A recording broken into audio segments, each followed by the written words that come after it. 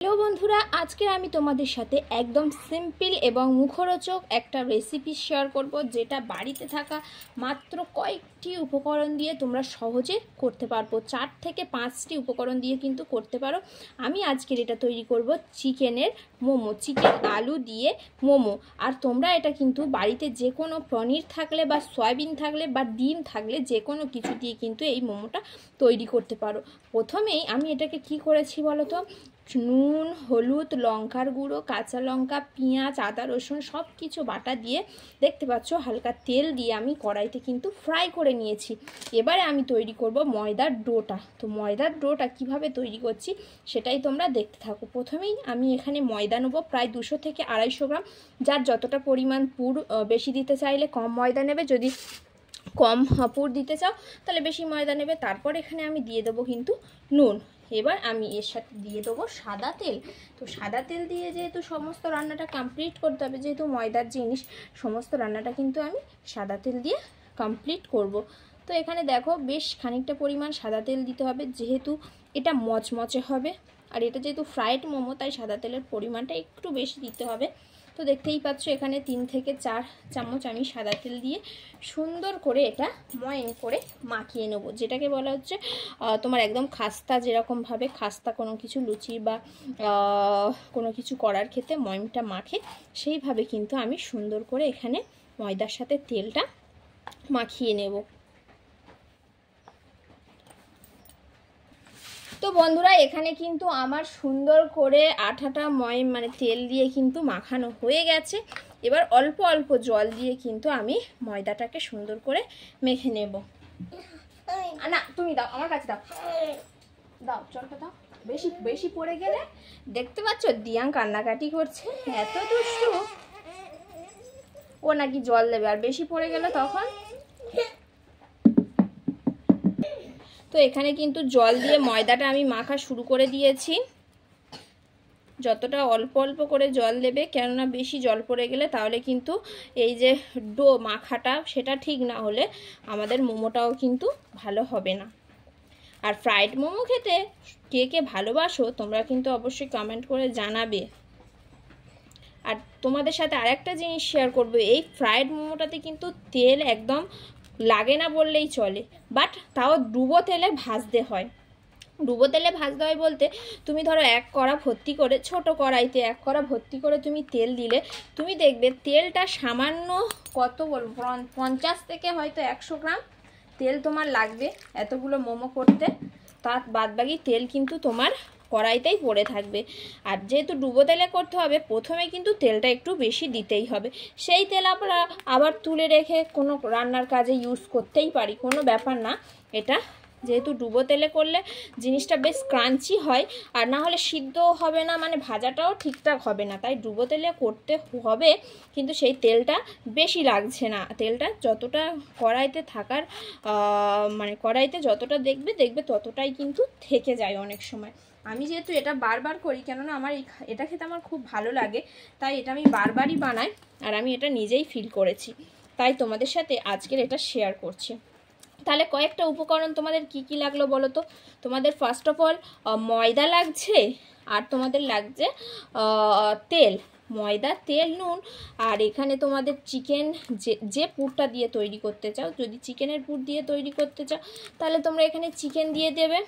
যদি আলুর পুর দিয়ে করতে চাও তাহলে আলুটা যেমনভাবে কষিয়ে নিলে তোমাদের সুবিধা হয়। নিরামিষ করতে চাইলে যেসব নিরামিষ মশলা আছে সেগুলো দিয়ে তোমরা কষিয়ে নিতে পারো। যদি তোমরা আমিষ করতে চাও তাহলে আদা, রসুন, পেঁয়াজ এইসবগুলো দিয়ে কিন্তু কষিয়ে নিতে পারো। আবার এটা কিন্তু ডিমের করলেও খুব টেস্ট হয়। ডিমটাকে একদম ঝুরু ঝুরু করে ভেজে তারপর সেখানে আদা, রসুন, পেঁয়াজ, কাঁচা লঙ্কা, টমেটো এগুলো দিয়ে যেভাবে একটা পুর বানাই, তোমাদের কিন্তু সেটা বানিয়ে নিতে হবে। নর্মালি একটা পুর বানিয়ে নিতে হবে। সিঙ্গারার পুর যেহেতু মাখা মাখা হয়, এটা কিন্তু মাখা মাখা তোমরা করবে না, এটা একদম ভাজা ভাজা করবে। দেখো কথা বলতে বলতে কিন্তু আমার ডোটা প্রায় রেডি। ডোটাকে সুন্দর করে একদম মেখে নিতে হবে। তারপর আমরা লেচিগুলোকে পিঠের মতো করে কি সুন্দর করে করে মোমোসটাই দিয়ে দেবো। আমি কিন্তু মোমো বানাতে পারি না, মোমোটা যেভাবে মোড়ে আর কি, আমি কিন্তু ওভাবে মোমো বানাতে পারি না। তাতে কি হয়েছে, তোমরা যেভাবে পারো যেভাবে পারবে সেরকম সহজ আমি একটা নিয়ম দেখিয়ে দিচ্ছি। মোমো না দেখতে না হলেও খেতে হবে। মোমো ফ্রাইড মোমোর থেকেও বেশি দুর্দান্ত। তো দেখতে পাচ্ছ দিয়াঙ্কি বলছে আমি নাকি মোমো বানাতে পারি। তুমি খাবে তো মোমো? আমি নাকি আটা গুলে মোমো বানাতে। আচ্ছা ঠিক আছে, দেখো এখানে কিন্তু আমার ডোটা সুন্দর রেডি হয়ে গেছে। এবার ডোটাকে আমি ছোট ছোট লেচি করে কেটে নেব। না, সব সময় আটার ডো নিতে নেই, এটা তেল দিয়ে তৈরি। এটা যদি তুমি নাও তখন তোমার মোমো কমে যাবে। তোমার জন্য ঝাল ছাড়া বানিয়েছি, তাহলে তোমার মোমো কমে গেলে। আর বাচ্চাদের ক্ষেত্রে তোমরা কিন্তু ঝাল না দিয়ে যদি বানাও সেক্ষেত্রে খুব ভালো হবে। আর যদি বড়রা খায় তখন ঝাল দিয়ে বানাতে পারো। বাচ্চারা তো ঝাল দিলে তেমন একটা খেতে পারবে না, তাই ঝাল ছাড়াই বাচ্চাদের জন্য বানাতে পারো। আমি এটাতে সত্যি বলতে ঝাল আর বেশি মশলা দিইনি, কেননা আমার বাচ্চা খাবে। নাহলে আমি যদি এটা বেশি মশলা দিতাম না, এগুলো যে ভাজা ভাজা দেখছো, ভাজা ভাজা হতো না, গ্রেভি গ্রেভি টাইপের হয়ে যেত। আদা রসুন পেঁয়াজ যদি একটু বেশি দিতাম গ্রেভি হয়ে যেত। যেহেতু আমার ছেলে খাবে তাই আমি বেশি রিচ করিনি, হালকার ওপর থেকে করে দিয়েছি। দেখো এইটুকু ময়দা থেকে যেভাবে লুচির লেচি কাটি সেভাবে কিন্তু লুচির লেচি কেটে নিচ্ছি।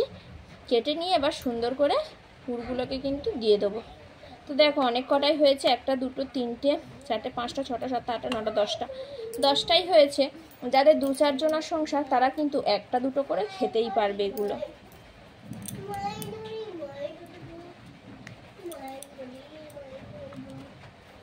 ময়দাটা কিভাবে শক্ত করে মেখেছি দেখতে পাচ্ছ তো? একদম কিন্তু তোমরা নরম করবে না, নরম করলে আর কিন্তু এটা তৈরি করতেই পারবে না টোটালি। আর আমি এদিকে একটা কাজ করব, সেটা হলো কড়াইতে কিন্তু গ্যাস জেলে তেলটা আমি বসিয়ে দেব এরই ফাঁকে।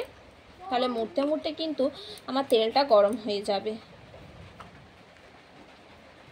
তো বন্ধুরা দেখো আমি কিন্তু এদিকে কথা বলতে বলতে কড়াইতে তেলটা বসিয়ে দিয়েছি। সাদা তেল কড়াইতে, ছোট্ট একটা কড়াইতে কিন্তু আমি সুন্দর করে বসিয়ে দিয়েছি। আর এদিকে দেখো আমার কিন্তু ডোগুলো প্রায় রেডি। এবার আমি 2-4টে করে করব, আর কড়াটা গরম হলেই আমি ঢেলে দেবো। তো দেখো সিম্পলি কিন্তু আমি করছি, কোনো রকম মোমো শেপ আমি সত্যি বলতে আজ অবধি ট্রাই করিনি, সেমন সুযোগ হয়নি। আর কোনোদিন ইউটিউব দেখেও সার্চ করিনি যে কিভাবে মোমোর ডোটা বানাতে হয়। তাহলে আমি যদি চেষ্টা করতাম হয়তো আমি পারতাম, বাট সত্যি বলতে আমি সেভাবে কোনোদিন চেষ্টা করিনি। বাট তাও দেখি আজকে যদি পারি। না, পারবো না বন্ধুরা, তাই আর চেষ্টা করলাম না। আমি যেভাবে করি সিম্পলি সেভাবে কিন্তু আমি তোমাদের সাথে সেটাই শেয়ার করব। দেখতে পাচ্ছ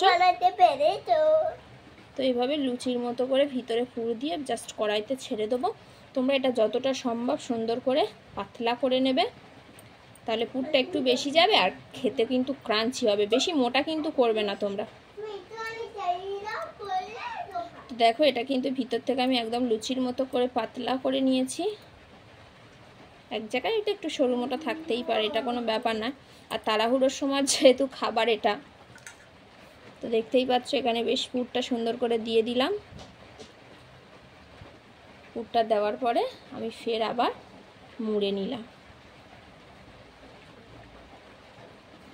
একদম কোনো জায়গা যাতে মোটা না হয় তাই একদম সমান করে এখানে মুড়ে নিলাম।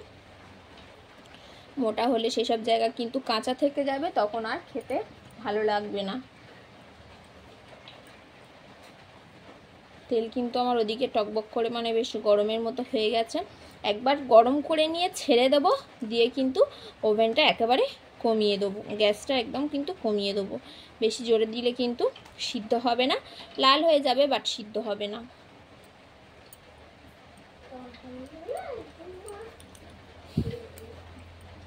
তো 3টে আমার হয়ে গেল এখানে।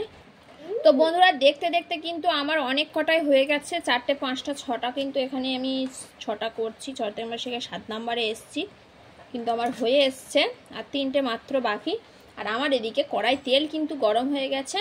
এবার এগুলোকে আমি আস্তে আস্তে কিন্তু ছাড়বো, তারপর আবার যে 3টে পড়ে আছে সেটাকে মুড়ে নেব। তো এখানে আমি দেখো তেলটা আগে দেখাই, গরমটা কত কেমন একটা হালকা গরমে কিন্তু তোমরা দেবে, খুব বেশি গরমে দেওয়ার দরকার নেই। আর এই দেওয়ার সাথে সাথে এরকম টকবক করে ফুটবে, তখনই তোমরা গ্যাসটা একদম লো করে দেবে, ব্যাস। গ্যাসটা একদম লো করে দেবে।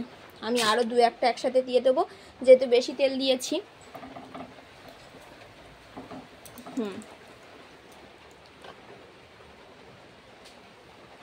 দেখো এখানে কিন্তু আরও একটা দিয়ে দিলাম, 4টে হোক প্রথমে, তারপর আবার দেব।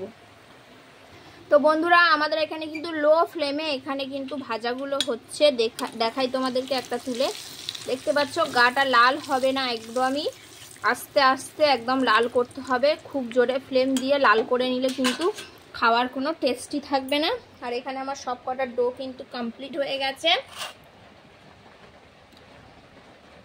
এটা একটু মুখটা ছিল, করে নিলাম। এবার ভাজা হয়ে গেলে তোমাদেরকে তুলে দেখাচ্ছি। বন্ধুরা এখানে কিন্তু মোমোটা, সেরা স্বাদের মোমোটা কিন্তু আমার ভাজা একদমই হয়ে গেছে, গরম গরম ভাজা। এবার আমি কিন্তু তেল ঝারিয়ে তুলে নেব, তারপর দেখাবো ভেঙে ভিতরটা কত সুন্দর সিদ্ধ হয়েছে।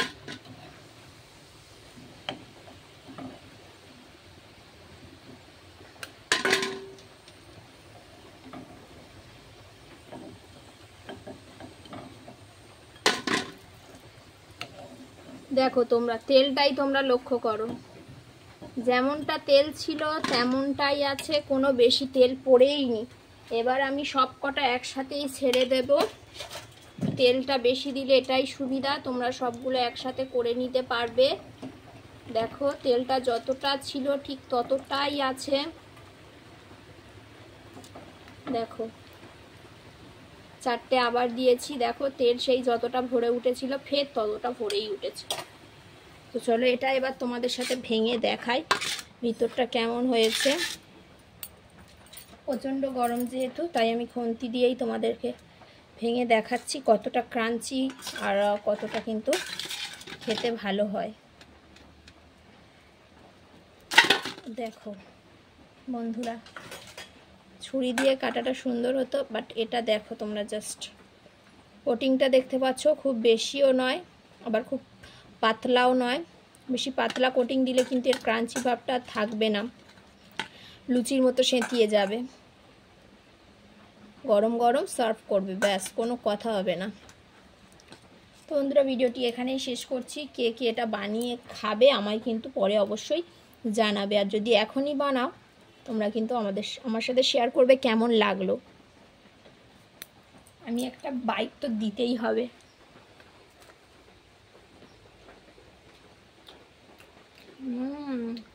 এটা তো আমার আগাগোড়াই ফেভারিট।